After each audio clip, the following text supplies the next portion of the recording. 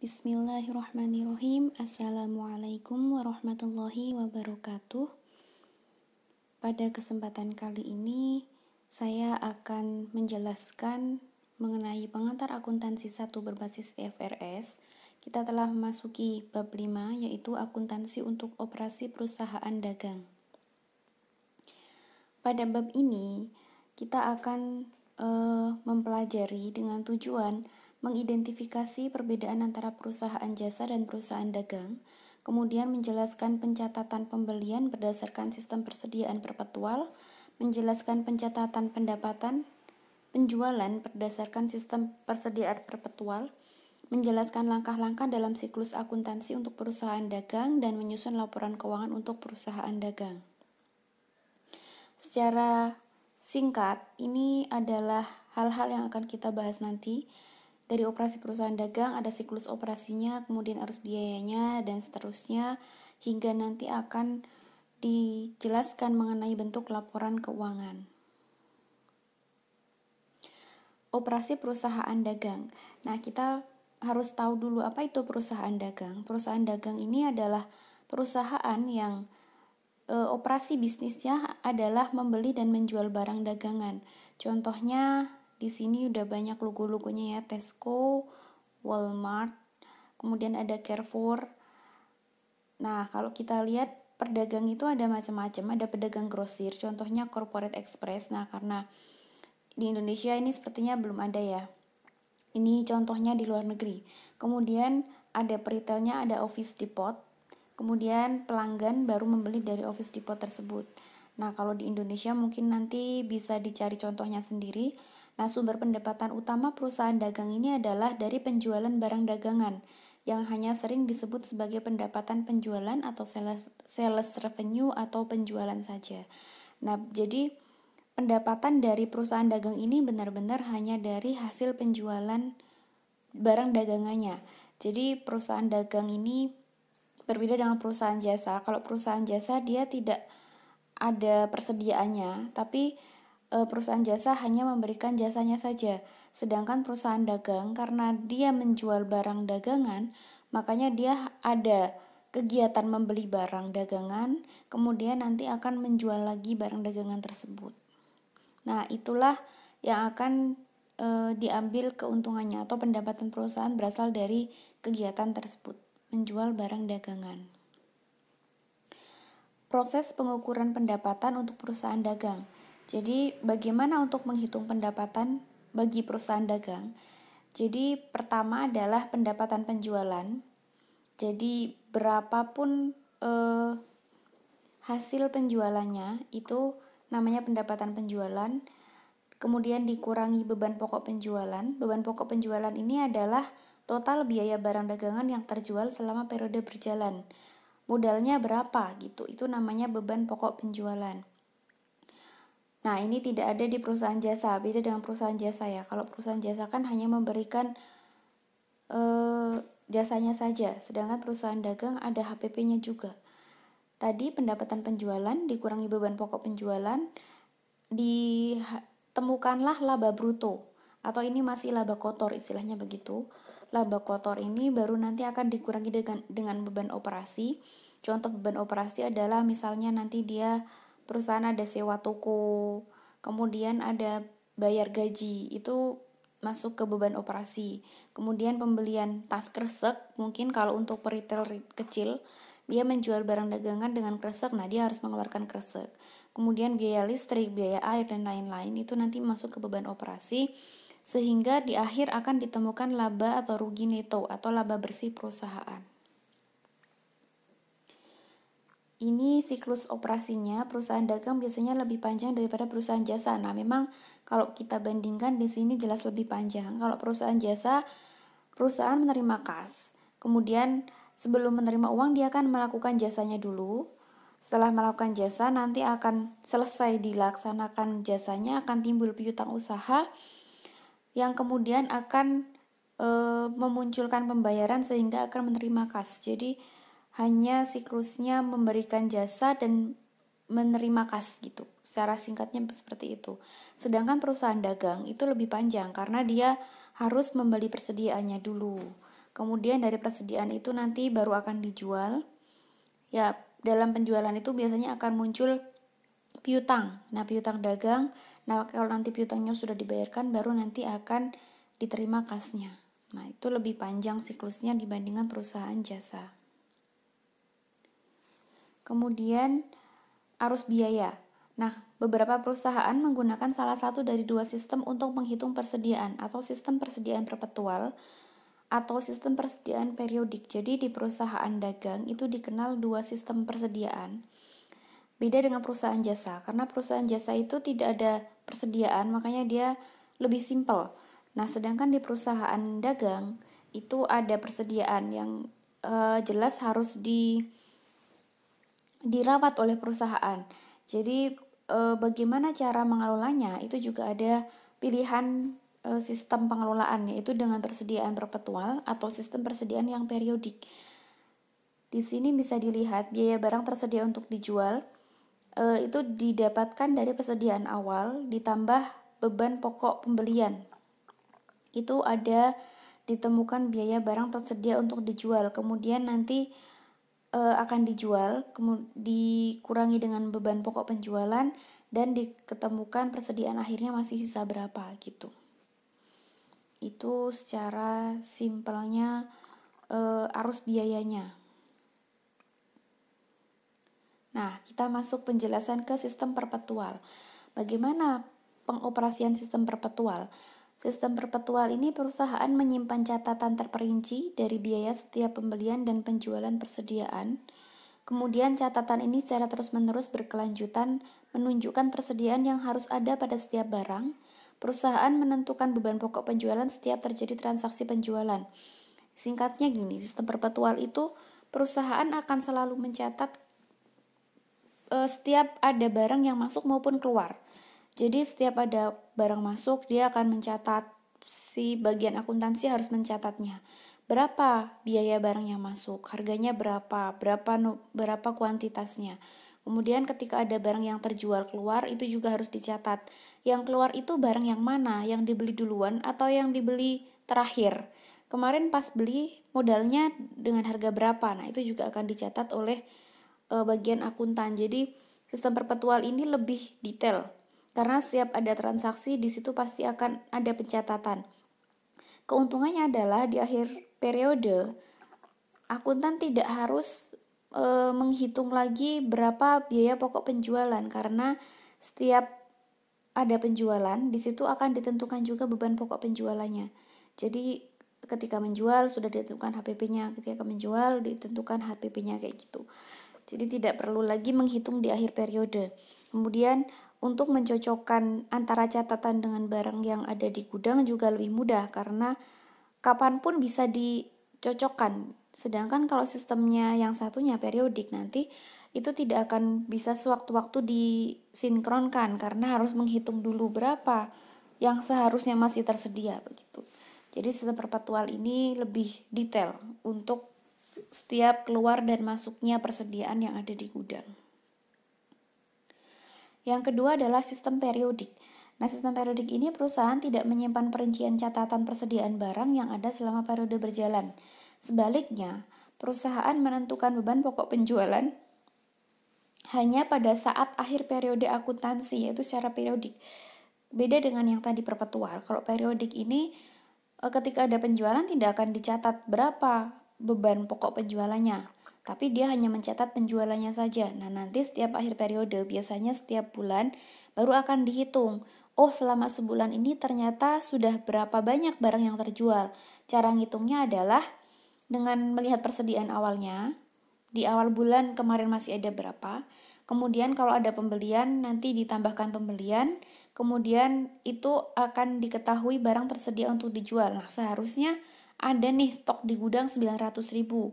Ternyata setelah dihitung persediaan akhirnya tinggal 125.000.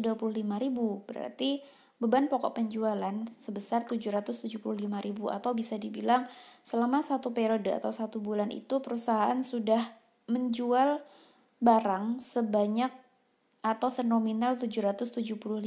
Ini untuk HPP-nya, bukan untuk harga penjualannya. Kemudian pertimbangan tambahan untuk sistem perpetual, perusahaan yang menjual barang dagangan dengan nilai satuan yang tinggi biasanya menggunakan sistem perpetual. Kemudian memberikan pengendalian persediaan yang lebih baik, jelas lebih baik karena dengan sistem perpetual ini akan lebih detail. Walaupun memang cukup repot ya, kalau barangnya itu kecil-kecil, kemudian misalnya kayak toko yang kecil-kecil dia harus mendetailkan ini HPP-nya setiap penjualan HPP-nya berapa, itu sangat merepotkan sekali. Tapi karena sekarang sudah ada sistem, jadi mungkin bisa membantu untuk memudahkan penggunaan sistem perpetual ini. Membutuhkan pekerjaan pencatatan tambahan dan biaya tambahan untuk pengelola catatan persediaan, jelas. Kalau dengan sistem periodik mungkin hanya butuh karyawan satu cukup, tapi dengan sistem perpetual ini karena pencatatan setiap ada penjualan atau setiap ada pembelian, maka dimungkinkan dibutuhkan karyawan tambahan. Ini ada sedikit sudut pandang investor, nanti bisa dibaca sebagai pengetahuan tambahan. Kemudian selanjutnya mencatat pembelian barang dagangan. Nah, kita sudah mulai masuk ke pencatatannya. Bagaimana untuk mencatat pembelian barang dagangan? Apakah sama dengan ketika kita mengelola perusahaan jasa? Nah, kalau perusahaan jasa kan tidak ada barang dagangan, jadi dia tidak ada mencatat persediaan. Kita lihat perusahaan membeli persediaan secara tunai atau kredit pada akun. Jadi perusahaan itu bisa saja membeli persediaan itu dengan cara tunai atau dengan cara kredit. Nah, perusahaan biasanya mencatat pembelian pada saat menerima barang dagangan dari penjual. Ketika barang itu diterima, baru perusahaan itu akan mencatat adanya pembelian. Setiap pembelian kredit harus didukung oleh faktur pembelian, jelas. Bukti adanya pembelian adalah faktur pembelian. Jadi nanti ini juga akan dijadikan sebagai bahan pencatatan adanya pembelian. Walaupun masih secara kredit, tapi tetap harus pakai bukti. Mencatat pembelian barang dagangan, ini ilustrasinya. Sauk Stereo ini sebagai pembeli menggunakan faktur penjualan yang dibuat oleh PW Audio Supply sebagai penjual sebagai faktur pembelian. Jadi faktur penjualan ini dijadikan dasar bahwa adanya pembelian. Nah, Sauk Stereo membuat jurnal berikut untuk mencatat pembelian dari PW Audio Supply. Di sini bisa dilihat di invoice-nya, invoice nomor 731. Nama perusahaan, kemudian attention of interest, alamat. Nah, ini sudah lengkap informasinya. Kemudian ada barang apa saja yang dibeli, totalnya berapa. Nah, di sini ada tomnya. Tomnya 2/10 N/30. Ini berarti kejelasan berapa lama waktu untuk membayar atau melunasi. Nah, kalau ada termnya, biasanya pembelinya ini secara kredit, bukan tunai. Kalau tunai biasanya termnya ini nggak ada. Nah, kalau ada term, berarti di sini kelihatan kalau dia pembelian secara kredit, termnya 2/10 N/30, berarti perusahaan akan mendapatkan diskon 2% ketika dibayarkan dalam jangka waktu 10 hari ke depan. Atau N/30, yaitu batas waktu pelunasan adalah 30 hari sejak pembelian ini dilakukan. Gitu. Nah, untuk jurnalnya adalah karena ini pembelian secara kredit, jadi yang di jurnal adanya persediaan. Jadi setiap pembelian apapun itu akan masuk ke akun persediaan. Ini metodenya perpetual ya. Kemudian kreditnya adalah utang usaha karena dibelinya secara kredit. Nah, kalau nanti dibelinya secara tunai berarti utang usahanya diganti saja dengan kas gitu. Kemudian di sini biaya pengiriman, persyaratan penjualan. Nah, tadi juga ada di sini selain term, di situ ada keterangan FOB shipping point. Nah, kita akan mempelajari lebih lanjut apa itu FOB shipping point dan apa itu FOB destination. FOB shipping point yaitu penjual menyerahkan barang dagangan pada perusahaan jasa angkut dan pembeli yang membayar untuk biaya angkut. Nah, untuk pembelian barang dagangan ini karena ada fisiknya, jadi otomatis akan ada biaya yang dikeluarkan untuk transportasinya atau jasa kirimnya. Nah, siapa yang akan menanggung biaya itu? Biaya angkutnya ini ditanggung penjual atau ditanggung pembeli. Kemudian perusahaan itu boleh mengakui adanya kepemilikan barang itu kapan? ketika keluar dari gudangnya penjual atau setelah masuk ke gudangnya pembeli. Nah, itu juga harus ditentukan. Karena misalnya nanti ketika dikirimkan ada kerusakan di jalan, nah itu menjadi tanggung jawabnya siapa? Apakah tanggung jawabnya penjual atau tanggung jawabnya pembeli? Nah, ini harus ditentukan di sini. Makanya tadi ada keterangan FOB shipping point. Nah, kalau FOB shipping point, penjual menyerahkan barang dagangan pada perusahaan jasa angkut dan pembeli yang membayar untuk biaya angkutnya. Jadi cut off-nya adalah ketika barang keluar dari gudangnya penjual. Nah, itu sudah menjadi haknya pembeli. Kepemilikan barang telah menjadi hak pembeli dari tempat penjual. Ketika barang keluar dari gudang masuk ke mobil, nah itu dalam mobil itu sudah menjadi haknya pembeli, termasuk resiko-resiko yang terjadi di mobil. Biaya angkut juga untuk mengantarkan barang itu sudah menjadi tanggungannya si pembeli. Itu kalau FOB shipping point. Sedangkan untuk FOB destination itu kebalikannya. Jadi barang akan menjadi miliknya pembeli ketika barang itu masuk ke gudangnya pembeli. Selama perjalanan itu masih menjadi tanggungannya si penjual. Itu namanya FOB destination. Nah, biaya angkut yang ditanggung oleh penjual pada barang dagangan yang keluar akan menjadi beban operasi bagi penjual. Ini untuk penjual, tapi kalau yang nanggung nanti pembeli, biasanya dia akan dimasukkan sebagai harga pokok penjualan atau menjadi bagian dari perolehan barang tersebut, harga barang yang dia beli. Ini ada ilustrasi mencatat pembelian barang dagangan. Pada tanggal 6, Sauk Stereo atau pembeli membayar Acme Freight Company di sini sebagai jasa pengiriman barang 150 euro untuk biaya angkut. Jurnal pada pembukuan Sauk Stereo adalah sebagai berikut. Nah, karena yang membayar adalah pembelinya, maka jurnalnya adalah dia akan membebankan kepersediaan, dimasukkan ke persediaan, dianggap sebagai bagian dari perolehan barang.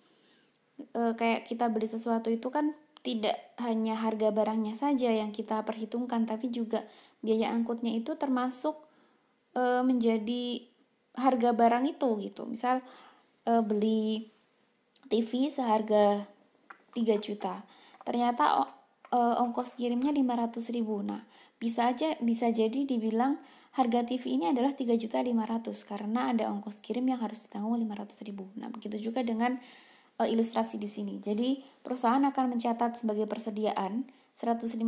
Nah, karena di sini dibayarnya secara tunai, jadi kreditnya adalah cash 150. Nah, sebaliknya, jika persyaratan pengiriman pada faktur mengharuskan PW Audio Supply atau penjual membayar biaya angkut, kalau yang nanggung biaya angkutnya adalah penjual, maka jurnal yang dibuat adalah dia akan menjadi bebannya penjual, beban angkut penjualan atau beban pengiriman, dan juga kas. Retur pembelian dan potongan harga. Nah, selain tadi ada FOB shipping point atau FOB destination, dalam pembelian suatu barang itu bisa jadi akan ada retur pembelian dan potongan harga. Seorang pembeli mungkin tidak puas dengan barang yang diterima karena barang tersebut rusak atau cacat. Nah, dalam kualitas rendah atau tidak sesuai dengan spesifikasi pembeli. Nah, biasanya udah pesan barang tapi ternyata nggak cocok atau barangnya cacat atau rusak, kemudian kualitasnya jelek. Nah, itu biasanya akan dikembalikan. Itu namanya retur pembelian. Nah, potongan harga ini berarti ada potongan harga nantinya. Retur pembelian, pembeli dapat mengembalikan barang tersebut kepada penjual untuk mengurangi jumlah utang jika pembelian dilakukan secara kredit atau untuk memperoleh pengembalian uang jika pembelian dilakukan secara tunai. Jadi kalau nanti perusahaan membeli barang persediaan, ternyata dari total 1 truk misalnya, ada 1 pack barang yang rusak. Nah, kalau perusahaan tetap menerima itu akan jadi kerugian. Makanya biasanya dikembalikan kepada penjualnya. Nah, pengembalian barang ini namanya retur pembelian yang nantinya akan diganti dengan uang cash kalau dia belinya secara cash, atau akan dijadikan pengurang hutang kalau dia membeli dengan cara hutang. Sedangkan potongan pembelian, di sini pembeli mungkin memutuskan untuk tetap menggunakan barang tersebut jika penjual memberikan potongan dari harga pembelian. Nah, bisa jadi perusahaan tidak harus mengembalikan barang karena barangnya rusak misalnya. Tapi penjualnya menawarkan, gimana kalau harganya saya potong saja, tapi tidak usah dikembalikan. Nah, ini bisa jadi pilihan kedua, selain dikembalikan bisa juga dipotong harganya. Justru akan lebih mudah karena tidak perlu biaya-biaya untuk mengirimkan barang lagi. Nah, ini ada dua kejadian yang mungkin terjadi pada perusahaan dagang. Kemudian ada lagi diskon pembelian. Nah, syarat kredit dari pembelian secara kredit memungkinkan pembeli untuk memperoleh diskon tunai untuk pembayaran segera. Seperti tadi ya, termnya tadi ada 2/10 N/30. Dibacanya 2/10, N-nya ini adalah neto 30. Keuntungannya adalah pembeli dapat menghemat uang, jelas kalau dia bisa dapat diskon. Kemudian penjual memperpendek siklus operasi. Nah, si penjual juga akan mendapatkan keuntungan karena misalnya yang tadinya uangnya harus tertahan di situ dalam bentuk piutang, kalau dibayarnya lebih cepat maka dia akan bisa mendapatkan cash dengan lebih cepat untuk dijadikan modal lagi buat muterin usahanya lagi gitu. Nah, itu namanya diskon pembelian. Diskon pembelian ini ada macam-macam ya, bisa jadi 2/10 N/30. Di situ berarti kalau dia membayarkan hutangnya dalam waktu 10 hari ke depan, di sini pembeli dapat mengambil diskon tunai sebesar 2% pada harga faktur dikurangi semua retur dan potongan jika pembayaran dilakukan dalam waktu 10 hari dari tanggal faktur. Jadi ada waktu 10 hari untuk membayar supaya dapat diskon. Jika tidak, harga faktur dikurangi semua retur dan potongan harus dibayar dalam waktu 30 hari sejak tanggal faktur. Nah, kalau tidak akan memanfaatkan diskon ini, pelunasan piutangnya harus dilakukan dalam jangka waktu 30 hari ke depan, mulai dari tanggal faktur. Sedangkan contoh lain adalah 1/10 IOM. Nah, ini dibacanya adanya diskon 1% tersedia jika faktur dibayarkan dalam 10 hari pertama. Jadi seperti tadi ya, 2/10 berarti diskonnya 2%, kalau 1/10 diskonnya 1% per 10 hari maksudnya gitu. Nah, di sini tapi ada IOM, 10-nya itu apakah 10 hari sejak tanggal faktur atau 10 apa? Nah, karena ada IOM itu end of month, berarti 10 hari pertama pada bulan berikutnya. Nanti ada dispensasi waktu selama 10 hari sejak pembelian tapi bulan berikutnya. Jadi terhitung mulai bulan berikutnya baru dia mendapatkan diskon 1% gitu. Atau lebih cepat lebih baik. Kemudian yang ketiga adalah N/10 IOM, end of month. Di sini pembeli harus membayar jumlah neto masing-masing dalam 10 hari pertama bulan berikutnya. Jadi kalau ada IOM-nya berarti nanti dihitungnya pada bulan berikutnya. Kalau tadi seperti yang awal tidak ada keterangan berarti 10 hari sejak tanggal faktur.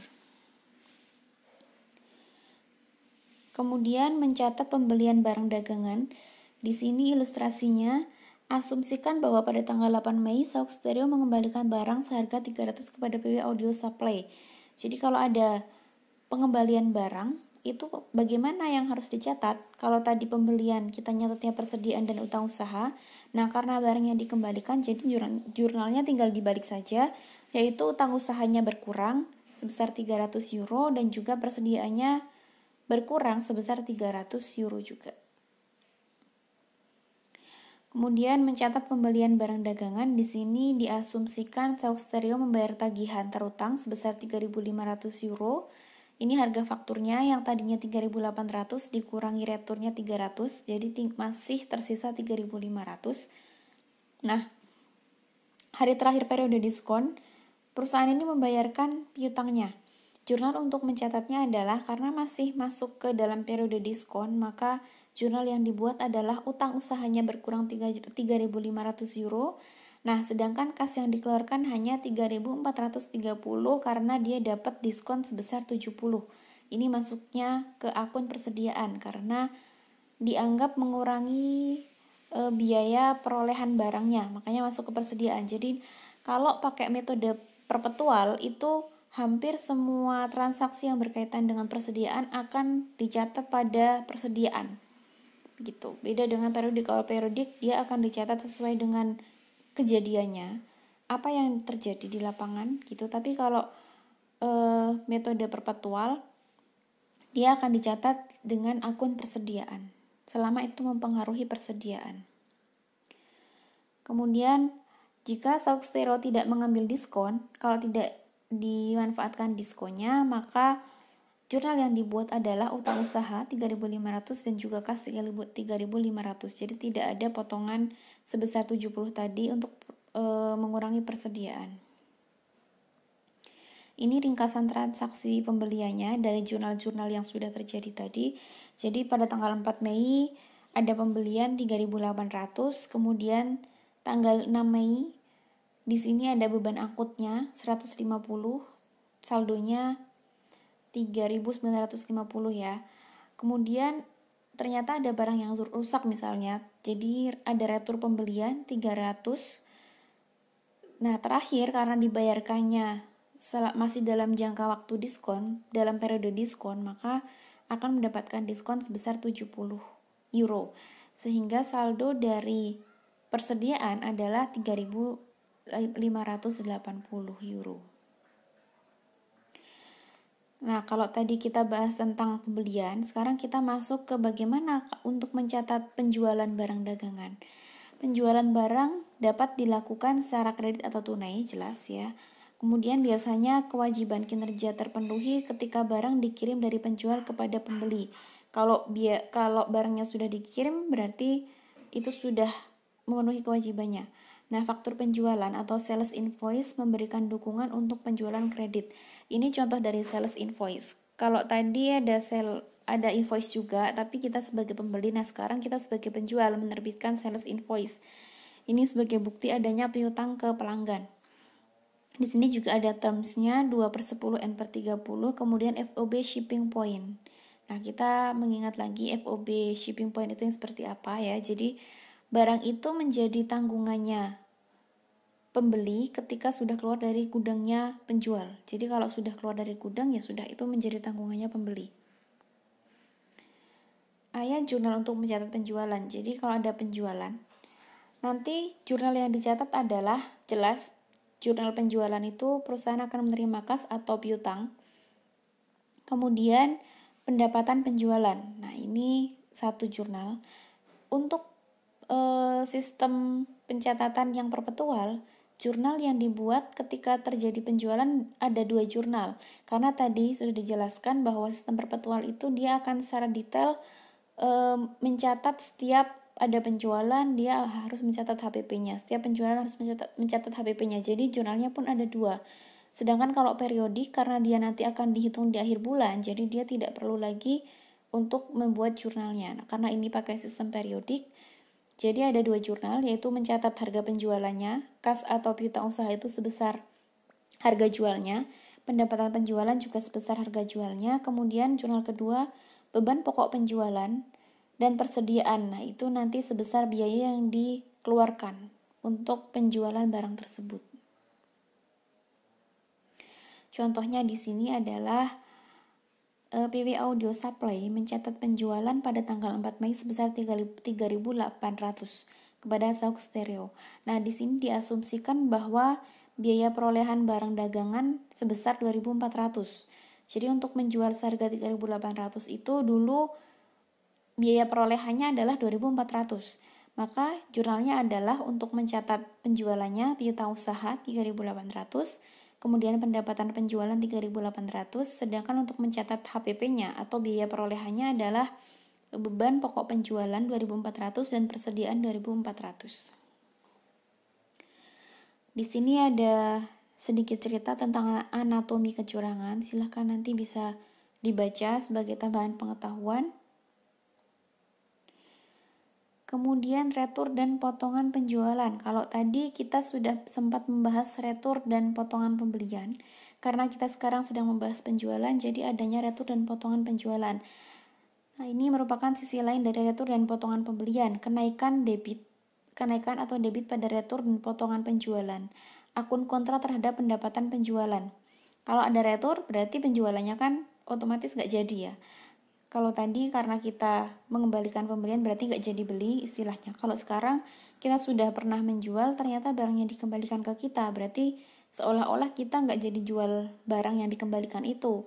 Nah, penurunan atau debit tidak dicatat langsung ke pendapatan penjualan karena penurunan atau debit yang dicatat langsung ke pendapatan penjualan akan mengaburkan hubungan penting dari jumlah retur dan potongan penjualan pada persentase penjualan. Ini juga bisa mendistorsi perbandingan total penjualan pada periode akuntansi yang berbeda. Nah, bisa jadi nanti ketika returnya dilaksanakan pada periode yang berbeda itu akan mengganggu, mendistorsi perbandingan total penjualannya nanti. Contohnya di sini, Audio Supply mencatat kredit atas barang yang diretur dengan harga penjualan sebesar 300. Nah, ini kita berbicara dari sisi penjual ya, karena kita sedang membicarakan tentang penjualan. Audio Supply ini perusahaan yang menjual tadi. Nah, di sini diasumsikan biaya perolehannya sebesar 140. Jadi ada pengembalian barang, penjualannya itu harganya 300, tapi kalau dilihat lagi harga perolehannya itu sebesar 140. Jadi pencatatan jurnalnya adalah retur dan potongan penjualan, ada retur dan potongan penjualan 300, kemudian piutang usahanya berkurang 300 karena barangnya dikembalikan jadi piutangnya berkurang. Nah, jurnal kedua adalah karena barangnya sudah kembali ke perusahaan, maka dia akan masuk lagi ke persediaan. Persediaannya akan bertambah lagi 140 dan beban pokok penjualannya juga akan berkurang 140 yang tadinya sudah mencatat sebagai adanya penjualan 140 ternyata nggak jadi. Nah, itu harus dibalik lagi jurnalnya. Di sini misalnya jika barang yang dikembalikan cacat atau rusak dan memiliki nilai wajar sebesar 50. Nah, kalau tadi itu asumsinya barangnya tidak rusak. Nah, kalau ternyata barangnya malah rusak, berarti retur dan potongan penjualannya tetap sama seperti tadi, tapi untuk persediaannya harganya sudah tidak lagi 140 karena barangnya rusak, dia hanya bisa dinominalkan sebesar 50 saja. Ini akuntansi pada organisasi, ada sedikit tambahan pengetahuan, haruskah Costco mengubah kebijakan retur? Nah, ini berkaitan dengan kebijakan retur, silahkan nanti bisa dibaca dan dianalisis sebagai informasi-informasi tambahan. Selanjutnya adalah diskon penjualan. Nah, penjual dapat menawarkan diskon tunai kepada pelanggan untuk pembayaran tepat waktu yang harus dibayar. Tadi ya, 2/10, 1/10. Nah, itu berarti adanya penawaran diskon dari penjual kepada pembeli ketika pembeli bisa membayarkan piutangnya dengan cepat atau biasanya dibatasin waktu, jangka waktunya itu relatif cepat. Ini sisi lain dari diskon pembelian. Nah, diskon penjualan merupakan akun kontra pendapatan untuk pendapatan penjualan. Saldo normalnya itu berarti ada di kalau pendapatan penjualan itu di kredit, kemudian retur dan potongan penjualan itu di sisi debit, diskon penjualan juga di sisi debit karena dia akan mengurangi pendapatan penjualan, akun kontranya pendapatan penjualan gitu. Ilustrasinya adalah di sini Sauk Stereo membayar tagihan terutang sebesar 3.500 dikurangi returnya tadi 300 pada 14 Mei hari terakhir periode diskon. Nah, kalau tadi kita sudah membuat jurnal bagi pembeli, sekarang kita coba membuat jurnal untuk penjualnya. Nah, penjual akan menerima kas. Kasnya ini sebagai penjualannya ya. Kas pembayaran piutangnya, kas 3430 karena dia tidak menerima full 3.500. Ada diskon sebesar 70. Jadi kas 3430 diskon penjualan 70. Nah, sedangkan piutang usahanya berkurang sebesar 3.500. Nah, 70 ini asal perhitungannya adalah 2% dari 3.800 dikurangi 300 atau 2% dari 3.500. Ini ada sedikit wawasan lagi tentang orang, planet, dan laba. Nah, mungkin sedikit lebih menarik ya. Ada Sun Chips, Harvest Cheddar the Campaign. Di Indonesia sepertinya masih belum ada, atau mungkin saya yang kurang tidak pernah lihat ya. Tapi karena buku ini acuannya adalah luar negeri, sehingga mungkin cerita-cerita di dalam buku ini lebih banyak cerita-cerita yang terjadi di luar negeri sana, termasuk perusahaan-perusahaannya juga perusahaan-perusahaan di luar negeri. Yang terakhir adalah menyelesaikan siklus akuntansi, belum terakhir ya. Jadi setelah tadi kita tahu bagaimana caranya mencatat pembelian, mencatat penjualan, nah siklus akuntansi penyelesaiannya adalah dengan jurnal penyesuaian. Perusahaan dagang umumnya memiliki jenis jurnal penyesuaian yang sama dengan perusahaan jasa. Jadi tidak jauh beda jurnal penyesuaian yang dibuat antara perusahaan dagang dan perusahaan jasa. Namun perusahaan dagang yang menggunakan sistem perpetual akan memerlukan satu penyesuaian tambahan untuk membuat catatan sesuai dengan persediaan aktual yang ada. Ini mencakup penyesuaian persediaan dan beban pokok penjualan. Nah, karena tadi sistem perpetual itu rigid, jadi tetap harus ada penyesuaian. Itu akan menyesuaikan catatan yang ada, yang sudah dicatat oleh akuntan, dengan barang fisik yang benar-benar ada di gudang. Gitu, apakah sesuai atau tidak. Nah, itu nanti ketika terjadi ketidaksesuaian, maka dibutuhkanlah jurnal penyesuaian. Ilustrasinya adalah audio supply memiliki saldo yang belum disesuaikan sebesar 40.500 euro dalam persediaan. Dengan melakukan perhitungan fisik, PW Audio Supply menetapkan bahwa persediaan barang dagangannya pada akhir tahun adalah 40.000.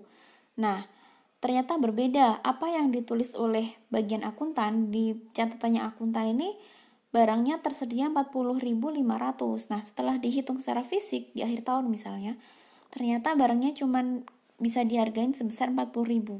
Nah, karena ada selisih, maka harus ada jurnal penyesuaian. Penyesuaian adalah dari catatan itu disesuaikan dengan fisiknya. Jadi jangan fisik yang mengikuti catatan ya. Kita nggak tahu mau nyari barangnya di mana.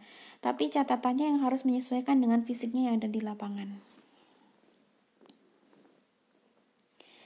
Kemudian setelah disesuaikan, kita akan membuat jurnal penutup sama seperti kemarin. Perusahaan jasa, jurnal penutupnya adalah untuk mencatat penjualannya dulu, kemudian mencatat beban-bebannya, selanjutnya ikhtisar laba ruginya, berapa selisihnya, dan yang terakhir adalah mencatat dividen, menutup akun dividen. Ini soal untuk latihan dikerjakan, silahkan nanti untuk bisa belajar mengerjakan soal-soalnya. Nah, ini jawabannya. Jadi sudah ada jawabannya di sini. Untuk sesi 1 saya cukupkan dulu. Semoga ilmunya bermanfaat. Terima kasih. Wassalamualaikum warahmatullahi wabarakatuh.